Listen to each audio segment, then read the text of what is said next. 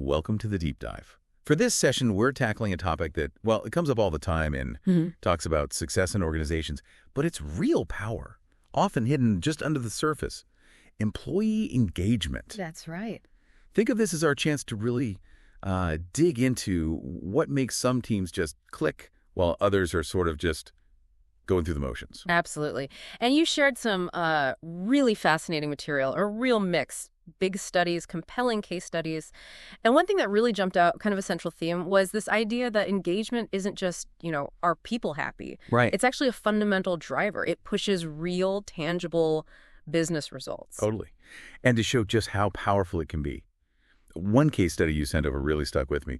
This manufacturing plant, struggling back in 2008, things looked pretty bleak. And then this seemingly tiny thing happens. A factory worker, Linda, asks for a whiteboard. Not, some fancy new machine or a big bonus, just a whiteboard. Yeah, and what's so interesting there, and it ties into some of the research you showed too, is that idea of empowerment from the ground up. Exactly. Linda just took the initiative, right, when maybe the usual top-down stuff wasn't working. Exactly. She starts tracking production goals, puts up little notes, encouragement. Probably seemed minor at first. Sure. But the results, wow.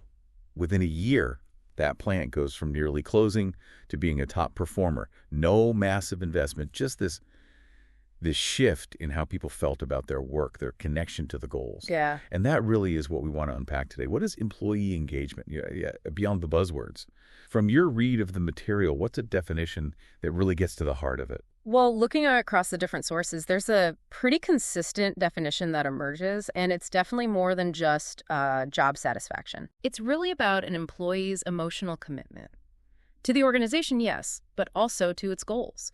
It includes feeling like your work has purpose, genuinely connecting with your colleagues, and seeing how you contribute something meaningful, not just, trading time for money. Right, not just transactional. Exactly. It's that internal motivation, the thing that makes people decide to give that extra bit of effort. So our mission here, digging into these sources, is to really get the why. What's the solid evidence that says engagement isn't just a nice to have, but actually crucial for any organization that wants to thrive? The data you pulled together, it paints a really, really clear picture. I mean, study after study points to significant bottom line benefits. Like what?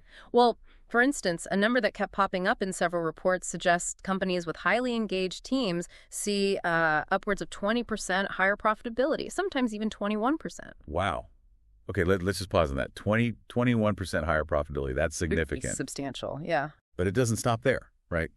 The materials also talked about big effects on things like people showing up for work, absenteeism, and turnover. No, definitely. Several big meta-analyses showed that highly engaged places have much lower absenteeism, often around 40, maybe 41% less, and turnover, a huge drop, sometimes over 50%, even close to 60% less turnover. And when you think about the cost of hiring, training, lost productivity. Exactly. Those numbers become really hard to ignore. Absolutely. And it's not just stopping the bad stuff. Engagement seems to actively drive good things too, like productivity and how customers feel. That's right. The studies consistently link engagement to higher productivity. Some report gains around, say, 17%. And yeah, engaged employees, they seem more invested in giving great customer service. Which leads to higher customer ratings. Makes sense, doesn't it? Leads to about 10% higher customer ratings in some studies. And when you look at the flip side, the cost of disengagement globally, it's kind of mind-blowing, isn't it? It really is. Those estimates, like the Gallup one you mentioned, putting the cost in the trillions of dollars every year. Over 8.8 trillion, I think it was. More than the GDP of Japan and Germany combined. Yeah. Wow. It just highlights the sheer scale of the opportunity being missed when engagement isn't a focus. So, okay, all this evidence is compelling, which leads to the big question. Why aren't more companies nailing this?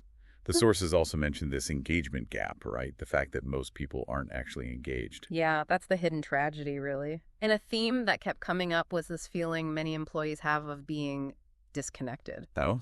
Like being a small cog in a huge machine, your own contribution feels invisible, maybe? And the why behind your daily tasks, it's just not clear. That clocking in, clocking out feeling. Yeah. No real investment.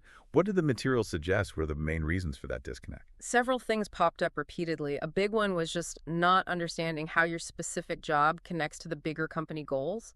The sources also pointed to communication breakdowns, a disconnect between leaders and the people on the front lines. Makes sense. And then things like not getting recognized for good work, or maybe recognition feels inconsistent. Plus, not seeing a clear path for growth, for development, and just generally lacking that emotional buy-in to what the company is trying to achieve.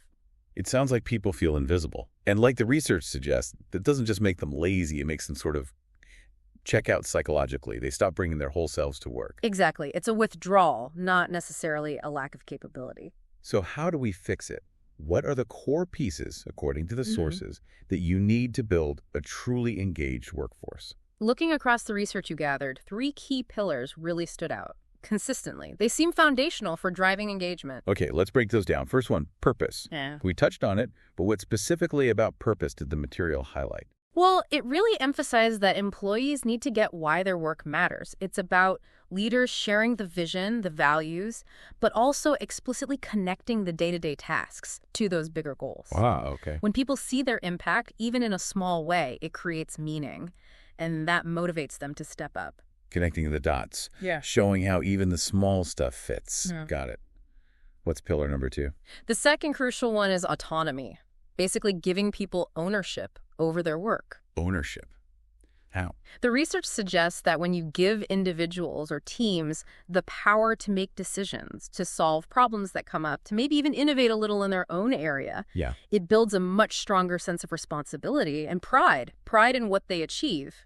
It's about trust then. Yeah. Believing they can handle it and giving them room to run. Precisely. Trust is huge. And that links to the third pillar that kept surfacing. Which is? Recognition. The sources were really clear on the power of acknowledging people's contributions. Just saying thank you. That's part of it. Simple, sincere thank yous matter, but also maybe more public praise, personalized feedback that helps them grow, celebrating wins, even small ones. Celebrating wins. Yeah, it creates this kind of emotional momentum. The key thing is the recognition has to feel genuine. It needs to be timely and specific, not just generic praise. Okay, so purpose, autonomy, recognition. Yeah. PAR maybe. But these things don't just happen, right? The material also really stressed the leader's role in all this. Oh, absolutely critical. Leadership really sets the whole tone. They create the environment where engagement can either flourish or just fade away. So what does good leadership look like in this context? What actions did the sources point to? Well, the research highlighted leaders who lead with empathy, not ego. They actively try to understand their team's point of view. Listening more than talking. Exactly. Active listeners. They value input from everyone, not just other leaders. And instead of just commanding, they act more like coaches, like mentors, focused on helping their people develop. And crucially, they empower their teams. They delegate real responsibility and then trust them to get it done. Less micromanaging. So it's a shift in mindset, not just managing tasks, but seeing your team as like this force of human potential you need to unlock. That's a great way to put it. And one example you shared really illustrated this Google's Oxygen project. Yeah. Tell us about that. Well, it was this big data-heavy project Google did to figure out what made their best managers so good. They crunched tons of internal data. And what did they find? Was it technical skill? Surprisingly, no. The top managers weren't necessarily the ones with the deepest technical knowledge. The key traits were things like creating psychological safety, making it okay to take risks or admit mistakes. Oh, safety. What else? Fostering development for their team members, and giving regular, specific feedback. And it wasn't about the famous Google perks then? The free food or slides? Not fundamentally, no. It came down to these core leadership qualities, making people feel supported, valued, heard. And the results for Google, as the sources showed, were pretty impressive, right? Oh, yeah. After they started training managers on these findings, they saw real improvements in team performance, lower turnover, better employee well-being overall. It just reinforces that direct line between good leadership and high engagement. But it's not just about big corporate initiatives like that, is it? The sources also talked about the everyday stuff, the small, consistent actions that build a culture. That's such a crucial point.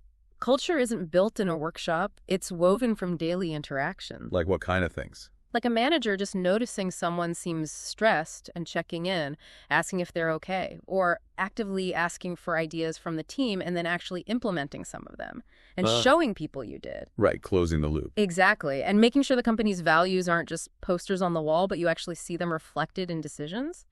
Those moments build trust and show people they matter. That's what shapes engagement day to day. Living the values. Mm-hmm. Okay. Now, we started with Linda and her whiteboard. But the material also had another really powerful analogy for the cost of disengagement. This idea of the firefighter who never fights fires. Ah, yes. That one really paints a picture, doesn't it? It highlights the waste, the frustration when you have employees with skills, with passion, ready to go. But they're never given the chance. Exactly. They lack the purpose or the autonomy, the opportunity to actually use their talents in a meaningful way. Their potential just sits there untapped. And the result, as the material laid out, is they just stop showing up with that energy. They stop caring as much. It becomes this quiet crisis within the organization. Precisely. But if you actively work on engagement, you're essentially making sure those firefighters do get to fight fires. You give them the chance to use their skills to contribute fully. It's unlocking this superpower that's often just sitting there, underrated. That's a good way to think about it. The sources really framed employee engagement as this incredibly powerful, maybe unseen force like gravity, you said. Something that affects everything. Exactly. You don't always see gravity, but you feel its effects constantly. Engagement is like that in an organization. How so? You feel it in how teams work together or don't. You see it in customer interactions. It shapes the whole vibe, the culture. It's about tapping into feelings at work, unlocking that human energy, that loyalty, that drive. Engaged people bring their hearts and minds. That's the core of it. And it's important, too, to bust some myths that the sources mentioned. It's not just about more money or fancy perks. Right. That came through loud and clear. Pay and benefits matter. They're foundational. But the research consistently shows that things like meaningful work, trust in your boss, feeling like you belong, those are much bigger drivers of sustained engagement. You can have the ping pong tables, but if people don't feel respected, the engagement won't be there. It's about meeting those fundamental human needs first. So, given all this, why do so many organizations still struggle with it? The sources offered some thoughts on that, too. Yeah, a key idea that came up was this tendency sometimes to see employees more like, resources. Cogs in the machine, like we said earlier. Things to be managed for output. Instead of people. Instead of people with needs, goals, motivations of their own, there can be this intense focus on hitting the numbers, the outputs. Without enough focus on the inputs, like purpose and support. Exactly. Demanding performance without providing the purpose or the conditions for people to actually want to perform at their best. And humans just aren't wired that way, are they? The sources suggested we need more than deadlines and data. Absolutely. We're driven by recognition, by growth, by connection, by feeling like we're part of something worthwhile. If you ignore that, disengagement is almost inevitable. So drawing from the material again, what's the alternative? What's the better blueprint for leadership here? Well, the sources pointed towards leadership that provides real clarity of purpose, making sure everyone gets the why. It also emphasizes personal agency, letting people solve problems, lead initiatives, create things, giving them that control. Autonomy again. Right. And a huge one, fostering emotional safety. Creating a space where people feel heard, feel valued, feel safe enough to speak up, even disagree without fear. That sounds really different from some traditional management styles. And you shared another real-world example that showed this shift in action, the tech startup, the one facing burnout. Yes, that was a company really struggling, high turnover, morale was apparently terrible, and the CEO did something pretty radical. What was that? Instead of just tweaking policies, they basically hit pause on operations for a bit. And they asked everyone, very directly, what do you need to feel truly alive at work? Wow. Bold move. And what did people say? More money. That wasn't the main thing, no. The feedback was much more around wanting more autonomy over how and when they worked, more flexibility. Interesting. They wanted regular, honest feedback, clear paths for growth. Basically, they wanted the company to address those core human needs we've been talking about. And did the company listen? What happened? They did. They rebuilt aspects of their culture based on that feedback. And the results, according to the case study, were dramatic. Productivity shot up, employee referrals, people recommending friends to come work there went way up. Even client relationships got better. And the only core change was how they treated their people. Essentially, yes. How they were seen, how they were valued, it shifted everything. It really drives home that engagement isn't some soft HR thing. It's fundamental to performance, a strategic imperative. Absolutely. You want innovation. You need engaged people willing to think outside the box. You want loyalty from customers and employees. You need engagement. You want results. It starts there. It's like you said, a paycheck buys you someone's time. But only engagement buys you their commitment, their heart and mind. Okay, so for someone listening right now, maybe a manager, maybe just part of a team, who wants to actually do something about this, what are, say, 3 concrete, actionable things they could start doing tomorrow based on these insights? Okay, 3 immediate actions. First, ask better questions. Instead of just, how's it going? Try something specific like, what's one thing I could do this week to help you succeed or remove a roadblock? Okay, better questions. Number 2. Share the big picture more often. Constantly connect what your team or even what an individual is doing back to the larger purpose. Help them see why it matters. Don't assume they know. Connect the dots. Got it. And 3rd. Celebrate more than just the final results. Recognize effort. Recognize improvement. Recognize when people help each other out, collaborate well, catch people doing things right, even the small things. Great practical tips. So wrapping this up, the core message from digging into all this material seems crystal clear. If you want your organization, your team, to reach that next level of performance, you absolutely have to focus on engaging your people. Because engaged teams just work smarter, they collaborate better, they innovate faster. And they genuinely care. They bring that discretionary effort. It's like that analogy we talked about. The disengaged team is like dry wood potential, but cold. Exactly. Engagement is the spark. It turns that potential into this driven, powerful fire. And this hidden power of employee engagement, as the sources showed again and again, it's fundamentally human. And the organizations that figure out how to tap into it, they don't just grow. They thrive. They really do. So just to quickly recap, our deep dive into these materials really hammered home that employee engagement is critical. Often underestimated, yes, but a huge driver of success. And is built on those pillars: purpose, autonomy, and recognition. And hopefully the examples and those actionable steps give you some things to think about. Now, as you reflect on everything we've discussed, maybe consider this.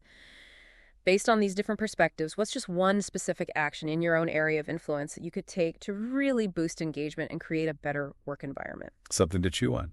Thanks for diving deep with us today into the power of employee engagement. Until our next exploration.